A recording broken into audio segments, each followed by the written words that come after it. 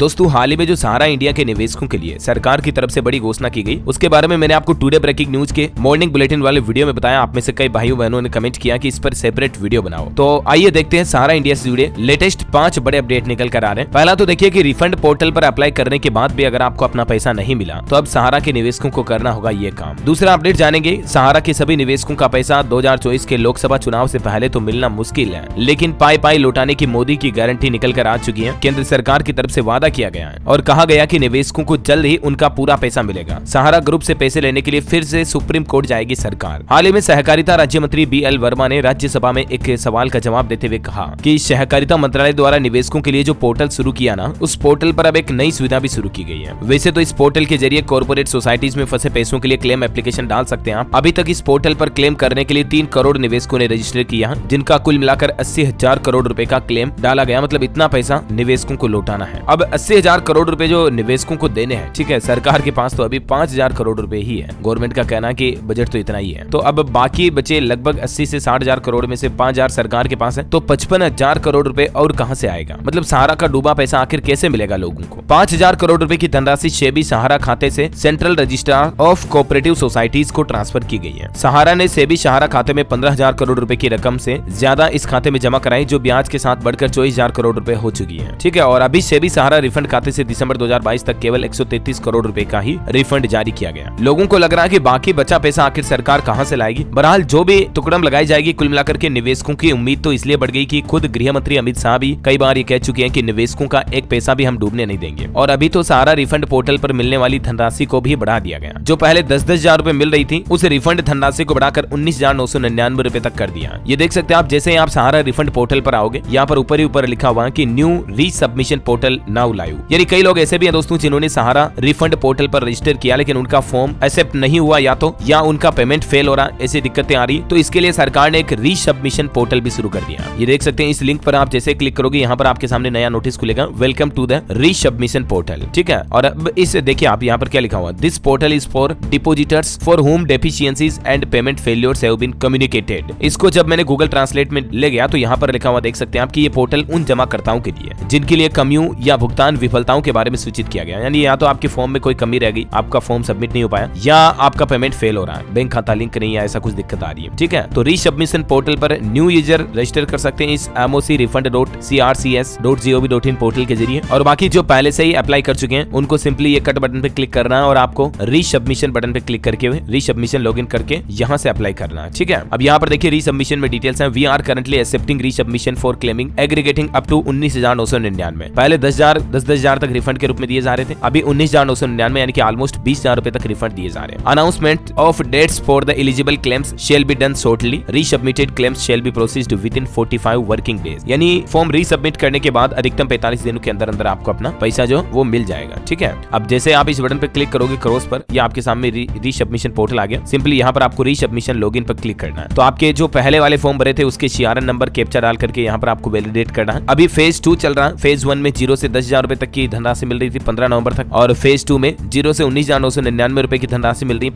25 नवंबर से। फॉर्म लिखा हुआ है यानी कि इस तारीख से ही। और फेज 3 में देखते हैं सरकार 45,000 या 50,000 रुपए तक की धनराशि कर सकती है। वुड बी कम्युनिकेटेड सून, यानी कि इसी पोर्टल पर आपको जल्द ही पता चल जाएगा कि फेज 3 में सरकार कितनी धनराशि रिफंड के रूप में देगी। ठीक है, तो इस पोर्टल पर जैसे ही कोई लेटेस्ट अपडेट आएगा मैं आपको इसी चैनल DLS न्यूज के माध्यम से बता ही दूंगा। सहारा रिफंड से जुड़ी सारी जानकारियां और लेटेस्ट न्यूज अपडेट देखते रहने के लिए आप हमारे चैनल DLS न्यूज को सब्सक्राइब करके बेल आइकन दबा दीजिएगा। इस वीडियो को लाइक और शेयर करना, और भी आपके मन में कोई सवाल है दोस्तों तो कमेंट करके पूछ सकते हैं, मैं रिप्लाई करने की जरूर कोशिश करूंगा। ओके, मिलेंगे अगले नेक्स्ट अपडेट में, तब तक के लिए जय हिंद, जय भारत, वंदे मातरम।